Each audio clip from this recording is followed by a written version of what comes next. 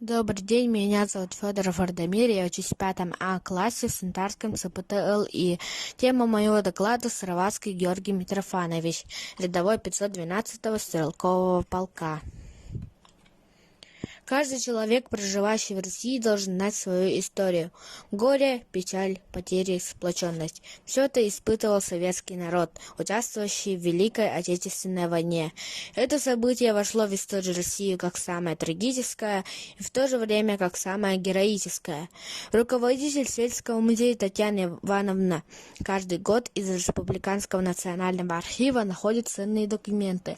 В этом году она отправила отсканированную по хозяйственную книгу с Кемпинянского сельзавода за 1941 по 1945 годы. Эти данные наши учителя оцифровали. Из этих документов мы изучили судьбы наших земляков-кемпинянцев, которые участвовали в Великой Отечественной войне. Сыроватский Георгий Митрофанович, рядовой. Дата рождения — 1902 год. Место рождения — Якутская АССР, город Вилюйск. По национальности русский. Должность — заведующий агентством связи в поселке Кемпиняй с 1939 по 1942 годы. Дата и место призыва: Вилюйский районный военный комиссариат. Прибыл в часть 7 марта 1943 года. Дата выбытия — 12 февраля 1944 года. Причина выбытия — умер от болезни кишек.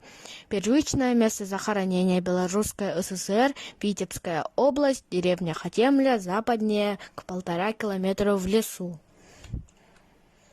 В хозяйственной книге сельзавода 1943 года 607 главе семьи Сыроватских является Пороскева Васильевна, так как в графе отметка об отсутствующих: муж ушел в армию зимой по состоянию на 1 января.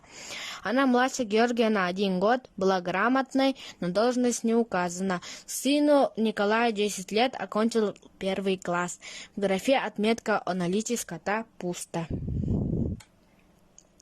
Боевой путь: от Финляндии через Санкт-Петербург в Москву, через Эстонию, Латвию, Словакию, Польшу, вблизи Берлина. Знаки показывают непрерывную битву. Мы на сайте нашли таблицу, где полностью вошли данные Георгия. Это звучит так. Рядовой Сыроватский Георгий служил в 566 и 153 стрелковых полках. Родился в 1902 году в городе Вилюйске, Якутской АССР. Беспартийный, призван Вилюйским районным военным комиссариатом, умер от болезни кишек 12 февраля 1944 года. В последнем столбце таблицы написаны данные о жене. Сыроватская Пороскева Васильевна, Якутская АССР, Сантарский район, поселок Кемпиняй. Мы изучили личное дело номер 52 Сыроватского Георгия Митрофановича. Дело начато 20 марта 1941 года, окончено 20 июня 1941 года. Состоит из личного листка по учету кадров и автобиографии. В деле полностью дана выполняемая работа Георгия Митрофановича с начала трудовой деятельности, включая военную службу. 1918 года по 1923 год участвовал в гражданской войне рядовым бойцом и начальником конной разведки. С 1923 года по 1935 год сотрудник НКВД в Якутске и Хабаровске. В 1936 году назначен директором пушно-сырьевой конторы «Холбос» в Сунтаре. В 1937 году поступил завхозом в Кемпинянский курорт. В 1940 году поступил на почту в Кемпиняе. Награды после Октябрьской революции.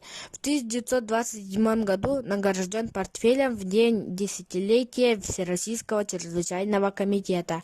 В 1928 году награжден карманными часами за борьбу с бандитизмом. Мы изучили архивные документы, которые помогают нам через различные источники найти земляков, узнать их семьи и где они воевали. Мы узнали, что Георгий Митрофанович работал заведующим агентством связи в Кипеняе 3 года, с 1939 по 1941, то есть вторые годы. Мы узнали, что в годы войны советские солдаты во имя мирной жизни, не жалея сил и здоровья, сражались день и ночь. Спасибо за внимание.